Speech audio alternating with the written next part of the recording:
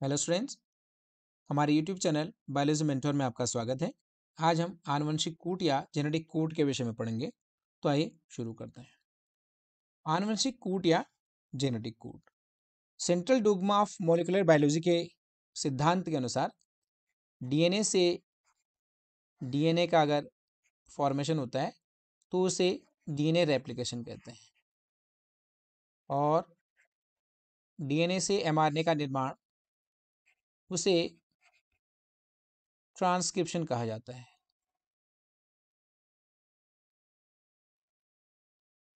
इसी तरह से एमआरएनए से अगर प्रोटीन का निर्माण होता है तो उसे हम ट्रांसलेशन कहते हैं।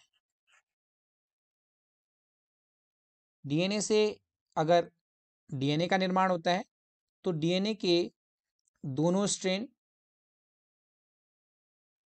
आपस में खुल जाते हैं और इनसे जो नए टेम्पलेट का निर्माण होता है, इस टेम्पलेट स्ट्रैंड से नए डीएनए का निर्माण यहाँ पे होता है। अगर एक टेम्पलेट स्ट्रैंड में अगर हम नाइट्रोजन क्षार या न्यूक्लियोटाइड्स यहाँ पर लिखें ATCG, तो इससे जो दूसरा नया डीएनए का स्ट्रैंड बनेगा उसमें पूरकता के नियम के आधार पर TAGC यहाँ पर उपस्थित होंगे। इसी तरह से अगर इस स्ट्रैंड से एमआरएनए का निर्माण होता है तो यहाँ पर भी पूरकता के नियम के आधार पर नया एमआरएनए का स्ट्रैंड बन के तैयार हो जाएगा। तो ATCG अगर डीएनए का स्ट्रैंड है तो यह जो एमआरएनए का निर्माण इससे होगा तो उसमें यूरेसिल, एडेनिन, ग्वानिन और साइटोसिन यहाँ पर उपस्थित होंगे। तो इस तरह से हमने देखा कि डीएनए से अगर डीएनए का निर्माण होता है तो वहाँ पर नाइट्रोजन जो क्षार होते हैं वो पूरकता के नियम के आधार पर नए स्ट्रैंड का निर्माण उनके द्वारा होता है। और इसी तरह से डीएनए से एमआरएनए जब बनता है ट्रांसक्रिप्शन के दौरान, तो पूरकता के नियम के आधार पर ही नए एमआरएनए का निर्माण आसानी के साथ यहाँ पर होता है। लेकिन अगर हम बात करें एमआरएनए से प्रोटीन बनने की, तो एमआरएनए में जो न्यूक्लियोटाइड्स हैं, जो न्यूक्लियोटाइड्स एमआरएनए में हैं, इन न्यूक्लियोटाइड्स का सीधे सीधे पूरकता के नियम के आधार पर एमआरएनए से प्रोटीन बनाना संभव नहीं है। तो यहाँ पर पूरकता का नियम बिल्कुल भी नहीं लगेगा, क्योंकि एमआरएनए में न्यूक्लियोटाइड्स उपस्थित हैं जबकि प्रोटीन में अमीनो अम्ल उपस्थित होते हैं। इस तरह से बहुत सारे अगर अमीनो अम्ल आपस में जुड़ते जाते हैं, अमीनो अम्ल, तो इनके द्वारा प्रोटीन का निर्माण होता है। तो किस तरह से एमआरएनए में उपस्थित न्यूक्लियोटाइड्स के द्वारा अमीनो अम्ल का निर्माण होता है, ये सब हम आनुवंशिक कूट के अंतर्गत पढ़ेंगे। और इसी को समझने के बाद हम तब ट्रांसलेशन या अनुवादन को आसानी से समझ सकते हैं। तो एमआरएनए में 3 न्यूक्लियोटाइड्स का एक समूह होता है। एमआरएनए में बहुत सारे जो न्यूक्लियोटाइड्स हैं, उन न्यूक्लियोटाइड्स में से तीन तीन न्यूक्लियोटाइड का एक समूह बनता है, और इस समूह को हम कोडोन या जेनेटिक कोड या आनुवंशिक कोड कहते हैं। और एक आनुवंशिक कोड या एक कोडोन एक अमीनो अम्ल को कोड करता है। तो इस तरह से एमआरएनए में जो न्यूक्लियोटाइड्स के तीन तीन का जो समूह बना है, जिन्हें हम कोडोन कहते हैं या जेनेटिक कोड कहते हैं, उनके द्वारा एक एक अमीनो अम्ल को कोड किया जाएगा। और इसी क्रम में, जिस क्रम में एमआरएनए में ये न्यूक्लियोटाइड्स उपस्थित होंगे, इसी क्रम में अमीनो अम्ल एक एक करके आपस में जुड़ते जाते हैं और प्रोटीन का निर्माण होता है। तो प्रोटीन निर्माण को समझने से पहले इस टॉपिक के अंतर्गत आज हम आनुवंशिक कूट की विशेषताओं के विषय में समझेंगे। एमआरएनए पर उपस्थित 3 न्यूक्लियोटाइड का एक समूह एक अमीनो अम्ल को कोड करता है। इसे कोडोन, जेनेटिक कोड या आनुवंशिक कोड कहते हैं। जेनेटिक कोड शब्द सर्वप्रथम जॉर्ज गेमो के द्वारा प्रस्तावित किया गया। इनके अलावा भी बाकी साइंटिस्ट थे, जैसे कि डॉक्टर हरगोविंद खुराना और Marshall Nirenberg, Severo, Ochoa, Heinrich, Mathai.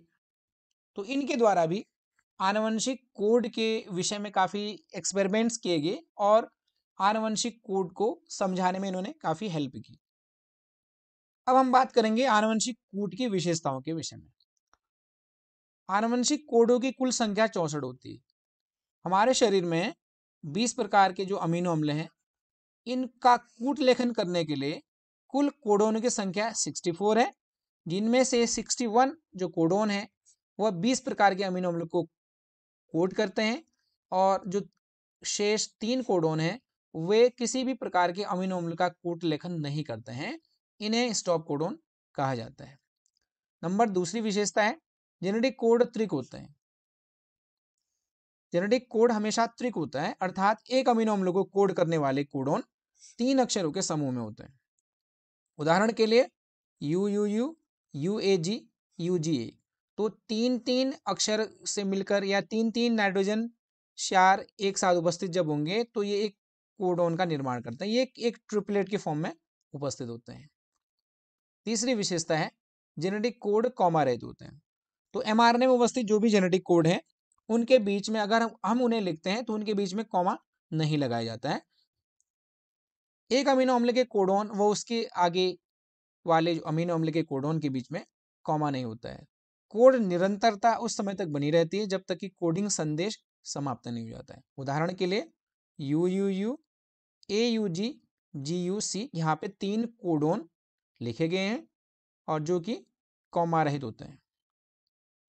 आनुवंशिक कूट अपभ्रासित या डिजेनरेट होते हैं। कुछ अमीनो अम्लों को एक से अधिक कोडोन के द्वारा भी दर्शाया जाता है। कहने का तात्पर्य कि कुछ अमीनो अम्ल ऐसे होते हैं जिनके एक से अधिक कोडोन होते हैं। कुछ अमीनो अम्ल एक से अधिक कोडोन के द्वारा कूट लेखित होते हैं। उदाहरण के लिए फिनाइल एलेनिन नामक अमीनो अम्ल के 2 कोडोन UUU और UUC होते हैं। इसी तरह से अगर हम बात करें कुछ और अमीनो अम्ल की, तो काफी सारे ऐसे अमीनो अम्ल हैं जिनके एक से अधिक जेनेटिक कोड या एक से अधिक कोडोन होते हैं। उदाहरण के लिए GGU, GGC, GGA और GGG, इनके द्वारा ग्लाइसिन अमीनो अम्ल का कूट लेखन होता है। तो कह सकते हैं कि ग्लाइसिन के भी 4 यहाँ पे कोडोन दिए गए हैं, GGU, GGC, GGA और GGG। आनुवंशिक कूट सार्वत्रिक होते हैं। इसका अर्थ यह है कि एक आनुवंशिक कूट, अगर उदाहरण के लिए अगर हम बात करें UUU की, अगर यह फिनाइल एलेनिन नामक अमीनो अम्ल का कूट लेखन मनुष्य में करेगा तो बैक्टीरिया या अन्य जीवों में भी फिनाइल एलेनिन अमीनो अम्ल का ही यह कोडोन कूट लेखन करेगा। तो जेनेटिक कोड सार्वत्रिक होते हैं। उदाहरण के लिए जीवाणुओं से लेकर मनुष्य में UUU फिनाइल एलेनिन का ही कूट लेखन करता है। अगली विशेषता है आनुवंशिक कूट असंदिग्ध एवं विशिष्ट होते हैं। कोई भी कोडोन एक ही अमीनो अम्ल का कूट लेखन करेगा। एक कोडोन किसी भी स्थिति में एक अमीनो अम्ल को का कूट लेखन अगर करता है तो वह दोबारा किसी दूसरे अमीनो अम्ल का कूट लेखन नहीं करेगा। उदाहरण है UUU सदैव फिनाइल एलेनिन नामक अमीनो अम्ल का ही कोड करता है, अन्य किसी भी प्रकार के अमीनो अम्ल का अब यह कोड नहीं करेगा। अगली विशेषता है AUG कोडोन दोहरा कार्य करता है। जो AUG कोडोन है यह 2 कार्य करता है। नंबर पहला, इसे हम स्टार्ट कोडोन कहते हैं, क्योंकि जब भी प्रोटीन सिंथेसिस होती है तो वहाँ mRNA में यह स्टार्ट कोडोन के रूप में उपस्थित होता है। और दूसरा, AUG एक प्रकार के अमीनो अम्ल मिथ्योनिन को भी कोड करता है। तो यह मिथ्योनिन अमीनो अम्ल का कूट लेखन करता है और साथ ही साथ यह स्टार्ट कोडोन या प्रारंभक कोडोन के रूप में भी कार्य करता है। UAA, UAG और UGA ये तीनों जो कोडोन हैं इन्हें स्टॉप कोडोन या नॉनसेंस कोडोन कहा जाता है, क्योंकि ये किसी भी प्रकार के अमीनो अम्ल का कूट लेखन नहीं करते हैं, लेकिन mRNA में ये स्टॉप कोडोन के रूप में उपस्थित होते हैं। यहाँ पर किस प्रकार से 4 प्रकार के जो नाइट्रोजन क्षार हैं आपस में कॉम्बिनेशन बनाकर 64 प्रकार के कोडोन्स का निर्माण करते हैं, एक सारणी की सहायता से आसानी से समझा जा सकता है। तो इस सारणी में कुल 64 कोडॉन किस तरह से हम यहाँ पे बनाते हैं उसे आसानी से आप समझ सकते हैं। हमने क्या करना है कि यूसी एजी के क्रम में इन्हें लिखना है। तो पहले हम यहाँ पे क्या करेंगे, 16 बॉक्स तैयार कर देंगे और ये प्रथम जो स्थिति है यहाँ पर एक बॉक्स के सामने यूसी और यहाँ पे जी हम लिख देंगे। और इसी तरह से दूसरी स्थिति में भी यहाँ पर हम जो दूसरी स्थिति है यहाँ पर भी हम इसी बॉक्स के सामने यूसी यहाँ पे लिख देंगे। और जो तीसरी स्थिति है तीसरी तरफ हम क्या करेंगे, एक बॉक्स के सामने यही क्रम यूसी लिखेंगे। यहाँ पे यूसी लिख दिया। इसी तरह से प्रत्येक बॉक्स के सामने ये क्रम दोबारा से हम रिपीट करेंगे। इस तरह से यूसी यहाँ पे लिखेंगे। अब किस तरह से यहाँ पर इस बॉक्स में ये कोडॉन को लिखा जाएगा। पहला जो लेटर यहाँ से लिया जाएगा यू लिया जाएगा, दूसरा लेटर यहाँ से लिया जाएगा यू अगर है तो दूसरा भी यहाँ से यू आ जाएगा, और तीसरा जो ये है यहाँ से पहला लेटर लिया जाएगा यू। तो इस तरह से पहले जो कोडॉन है यू अर्थात यू लिखा जाएगा। इसी तरह से दूसरी बार में भी हम क्या करेंगे, इस यू को लिखेंगे और दूसरा ये लेटर ये यू लिखेंगे, और यहाँ से तीसरी जो स्थिति यहाँ पर दी गई है उसमें से दूसरा जो लेटर है सी को लिखेंगे, तो यू सी हो जाएगा। इसी तरह से तीसरी बार में हम फिर क्या करेंगे, यू को लिखेंगे, इस यू को लिखेंगे और यहाँ से हम तीसरा जो लेटर है ए को लिखेंगे, तो यू ए यहाँ पे हो गया।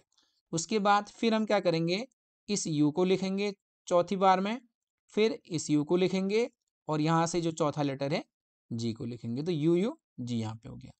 इसी तरह से सेकेंड यहाँ पे कॉलम में भी हम क्या करेंगे, पहला जो लेटर है इस यू को लिखेंगे और दूसरा जो यहाँ पर सी है तो यू और सी यहाँ आ जाएगा, और जो तीसरा यहाँ से पहला लेटर यू है तो यू सी यू आ जाएगा।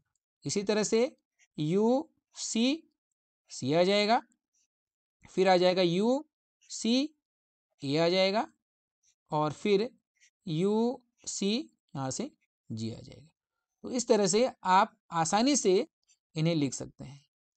एक चीज़ और इसमें जेनेटिक कोड में और जानने की ज़रूरत है। यहाँ पे जो PHE लिखा है फिनाइल एलिनिन को शॉर्ट फॉर्म में यहाँ पे लिखा गया है। जो अमीनो अम्ल हैं इन्हें शॉर्ट फॉर्म में इस तरह से यहाँ पे लिखा गया, phenyl alanine, leucine, serine, tyrosine, यहाँ स्टॉप कोडॉन है इस तरह से, सिस्टीन स्टॉप कोडॉन है, यहाँ पे ट्रिप्टोफैन। इस तरह से इन्हें आसानी से आप समझ सकते हैं। एक यहाँ पे हम प्रैक्टिस करते हैं कि किस तरह से इन्हें हम बना सकते हैं। UCAG ये क्रम आपको याद रखना है। UCAG इस क्रम को याद रखने के लिए UCAG आप याद रख सकते हैं। UCAG अगर आप याद रखेंगे तो आसानी से आप बना सकते हैं। UCAG सबसे पहले क्या करेंगे कि 16 बॉक्स हम तैयार कर देंगे। 16 बॉक्स तैयार कर देंगे और जो पहली यहाँ पे स्थिति है, पहली स्थिति में हम क्या करेंगे, पहला जो लेटर UCAG यहाँ पे लिख देंगे। इसी तरह से ऊपर को UCAG यहाँ लिख देंगे और प्रत्येक बॉक्स में UCAG हम यहाँ पे लिखेंगे। UCAG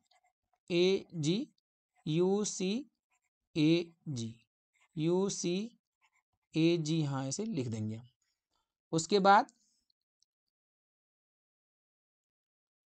पहला जो लेटर यहाँ से लेंगे, दूसरा लेटर यहाँ से लेंगे और तीसरा लेटर यहाँ से लेंगे हम।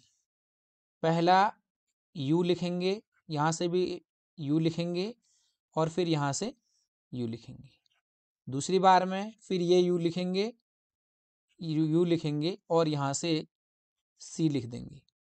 उसी तरह से ये फिर यू लिखेंगे, यहाँ से यू लिखेंगे और यहाँ से ए लिखेंगे। और चौथी बार में यू यहाँ से आ जाएगा, यहाँ से ये यू आ जाएगा और यहाँ से जी आ जाएगा। इस तरह से हम आसानी से लिख सकते हैं।